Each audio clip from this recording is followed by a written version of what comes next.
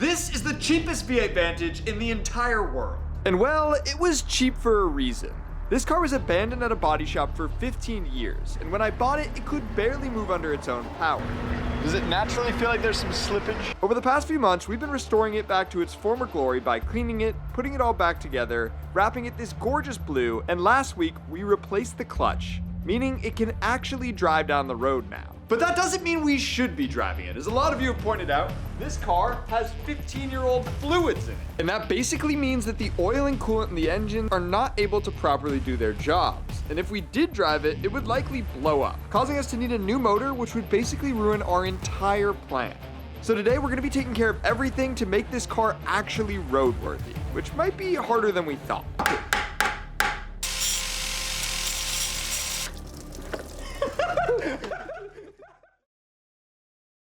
We have to do a bunch of stuff on this car to get it ready to drive, but we'll start with an oil change. And on most cars, it's really simple. If you've done an oil change before, you simply unplug the drain plug, take the oil filter off, replace the oil filter, and then just put your new oil back in. This car, though, is a bit different. We do have an oil filter, we do have drain plugs, but there's a bit more than that. So this car is actually a dry sump, which means that it's much harder, is really what it is. A dry sump means that there's no oil pan in the bottom of the engine where the oil sits and is picked up from. There's just a bunch of lines and an external reservoir for the oil with a pump in it, and that pump gets the oil going around the car. And the reason you do that is under heavy G's, in some cars the oil will slosh around in the bottom of the engine and it won't get picked up and sent into the engine while the engine is running. So to solve that, you get a dry sump, and in the reservoir, the engine can always get oil fed to it while you're driving hard. But it does mean it's a lot harder. And the best way to probably show you is just to get underneath the car and show you how many things we need to undo. So let's get to that. We started off by getting the car up on jack stands so that we can get to the underside of the engine. We also have to take this big metal panel off, which is here to protect the engine from damage while driving down the road. And now we have full access to everything we need. Welcome to the nether regions of the Aston Martin. So you will see here, that is oil drain plug number 1. So that's the first place where we're gonna drain oil from. In a normal car, it would just be the single one in an oil filter. Our oil filter is here. That's where we'll be replacing it. This is an OEM Aston Martin oil filter, which is a great sign. It means the people before us were probably getting it serviced at a dealership, which makes sense because the car has so few miles on it. If you follow me back here, we have, this is oil area 2, along with this. We'll get to that in a second. There's 2 of these little, what would you call them? Like It's a filter. Another type of oil filter. It's like a mesh oil filter. There's one here and one back here. So it's quite an operation. Yeah, it's a lot more than my truck. We're gonna start with drain plug 1. Yeah, that makes That sense. seems pretty straightforward. It's just like a normal car. We'll start and we'll see where we get from there. I'm getting a little nervous right now because we also could find out that there's metal shavings in the oil. That would be really bad. Yeah, so that could become a big problem. That means we're screwed. So yeah, we can have something to look forward to. Yeah, but we want this oil to look.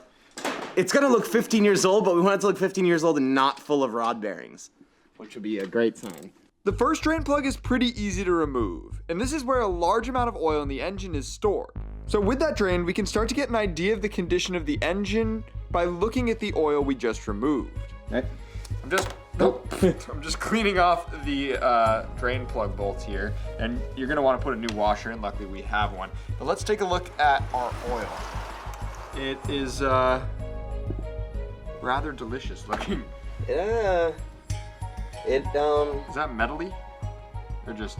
Oh no, it is metally, A little? but I can't tell because it's also so old. Is it? No, it's pretty. It's a little metally.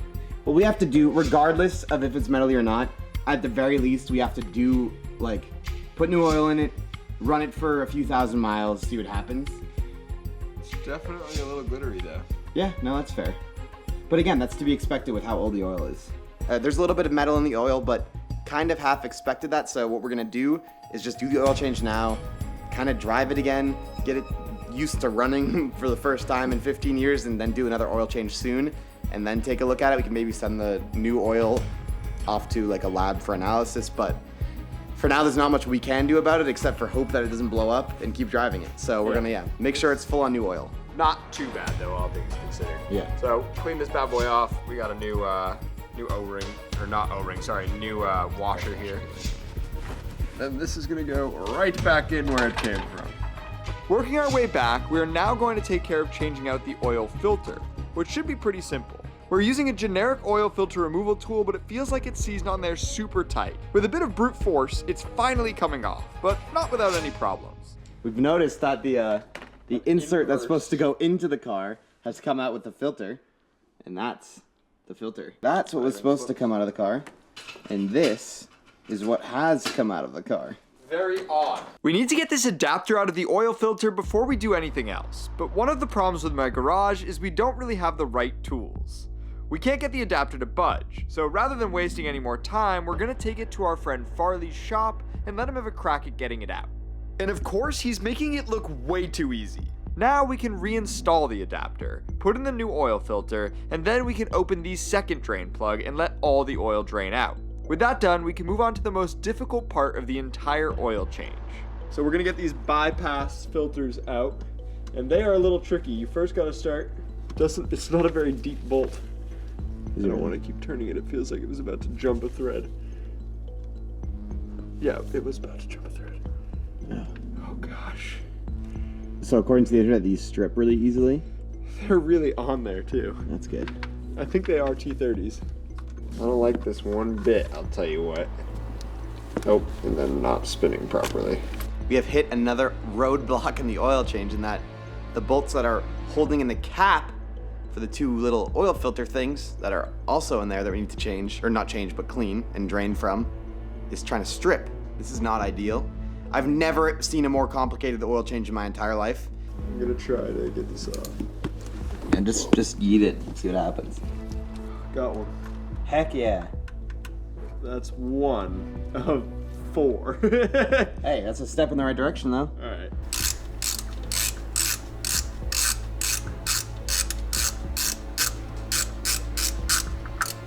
Let's see, can I get this without destroying everything?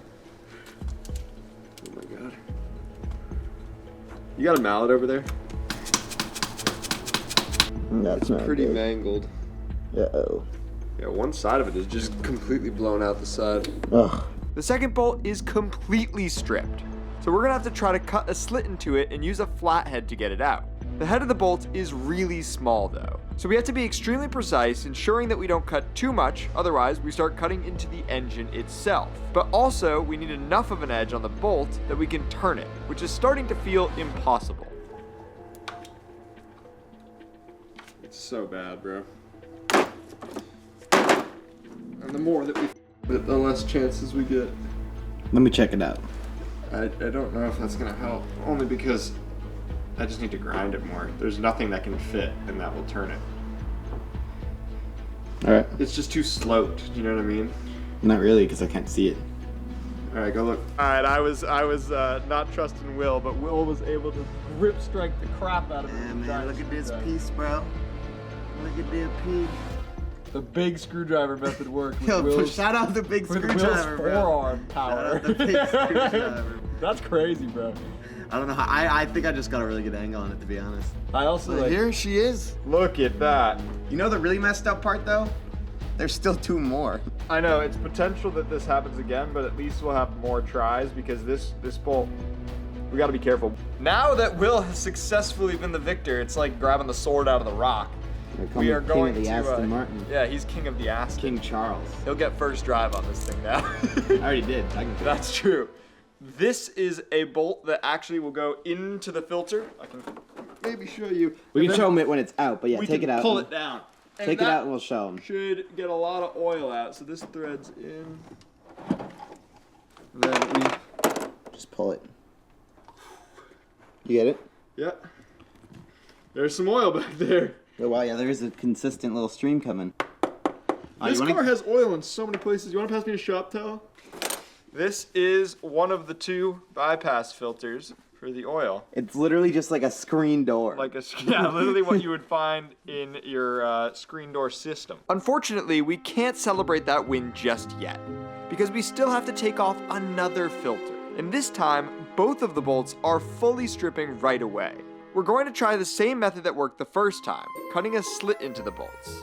It's not working nearly as well as the first time though. And it feels like whoever last did this over-torqued the bolts, because even if I get a decent grip on it with the screwdriver, it won't budge. We have one last idea though that might work to get it out, but it could also completely destroy the bolts, meaning we'd have to drill it out and risk puncturing a hole in the engine block. Obviously, not so good. We were trying to hammer a screwdriver on the edge of the bolt and get it to start to loosen with our specialty, brute force and ignorance. Let's see how it goes. Whack it. Okay, this looks a little weird, but... Oh yeah. Oh, we got it. Hold on. Okay, hold on. Oh my god. Yes, boy! That one's off. The only problem is there's another one that's jammed on. So let me get the angle grinder out again. Oh. Oh, there's that one. Oh. My arm hurts. All right, you take a break. I'm gonna angle grind. Unfortunately, the last bolt isn't any easier than the rest of them. So we're still having to angle grind, screw drive, and hammer it over and over again. And this one actually feels even harder to get off than the other two. I'm almost ready to give up, but Will has one more idea of using the cap to twist the bolt off. And I'm gonna give it a try before we break out the drill. Oh, I can't get any movement on it from that. I don't think. Hold on. Oh, I can. I did it. You did it? Yeah. That worked? Yes. Yes! That was a great suggestion. Holy sh**. Let's go! Let's go! Oh my god. Y'all might be thinking I'm acting with this reaction. That is my genuine reaction. Whatever these are made out of is absolute trash. It's almost like if you've ever seen our Porsche roof rail install. Don't even say that around me. It was like that. Yeah, it was that bad. These are absolutely junk. It's crazy the two jobs that have messed us up the most have been an oil change and installing roof rails. This should have been done years ago. Well, yes, actually, it should have been done about 14 years ago. But this should have only taken, maybe 30 minutes. Yeah. All right, let's get the other oil draining. There we go. Nice. Okay, so I'm glad we took that one out because there was a lot of oil There's a behind lot it. of oil back there. There was a second where we were like, maybe we should just leave it there because it is such a pain. You want some shop towels? Here you go. I'll tell you, there's something I love about working on cars is it's always a struggle. You almost always run into an issue, but the feeling you get when you complete it, like in the moment, it's like, this is the worst thing ever. I hate this so much. But after you get it, it's just like, oh, this is nice, and just cleaning this up. We'll go clean these up in the sink as well. You want to get all the gunk off. So you can use brake clean. We're gonna just use some like really hot water with a sprayer. And that should get all the old residue out and oil and clean it up enough to then put the new O-rings in. Let's go do that. So let's get to it. With the filters clean, we can reinstall them, lower the car down, and fill the engine back up with oil. Because this car is a dry sump, it takes a ton of oil. 10 quarts to be exact, and it also has a very specific filling procedure that involves running the engine at 2,000 RPMs for 20 seconds and then checking the level. We've started with just adding 9 quarts at first, and it's a bit low, so we're adding the final quart, and now we are officially done with the world's worst oil change. Now it's on to the coolant flush, and I hope it's a bit easier. For this coolant flush, we're pretty much pioneers. It's like we're gonna be landing on the moon for the first time, because there is no information that I can find online. Me and Will have looked. So I think I found what might be the correct place to drain the coolant from. Too long. I'm a little worried. I don't know what happens when this comes out. Well, probably coolant goes everywhere. It's all just gonna drop onto this tray. Yeah, but then it'll drop onto the... No, it's pitted in there. It's like, Well, it's coming. once I start this, there's no stopping it.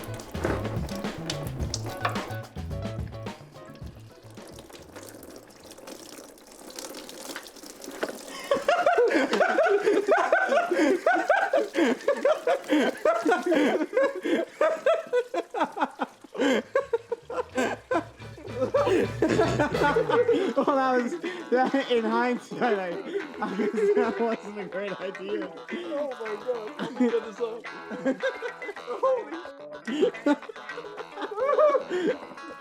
Well, so... What did we learn today? Don't listen to me, apparently. Well, I guess it still would have done that, probably. I don't know where the screw went. I definitely don't know where the screw is. Like in the face. Alright, you put it down now. That's disgusting I got goop. soaking wet. The coolant doesn't look bad though. Where's the screw? It might still be in there now. I got it out all the way. And I lost it. Oh. That'll be The funny. screw's somewhere. Oh. Wow. With all the old coolant drained, we can put the plug back in and fill it with new coolant. Then we can start up the engine and let it fully get up to temperature so the coolant can expand and the thermostat opens so it flows all the way through the radiator. After that, we can let the car cool down and then we check the coolant one final time to see if we need to add any more. It's the next day, and we've let the car cool down overnight. So now we can check our coolant. I was surprised to see that it was holding temp yesterday, but it did get to a low coolant light. So that means hopefully this reservoir is a little bit lower than it was before, and then all we need to do is just add more coolant. I've never done a coolant flush before, and specifically also never done one on an Aston Martin. Specifically on an Aston Martin, it doesn't show you the coolant level on the What a reservoir. silly design. Well, it's lower than it was. I hate that I have to just eye it each time. It's How's it really looking? a pain. It needs a little more.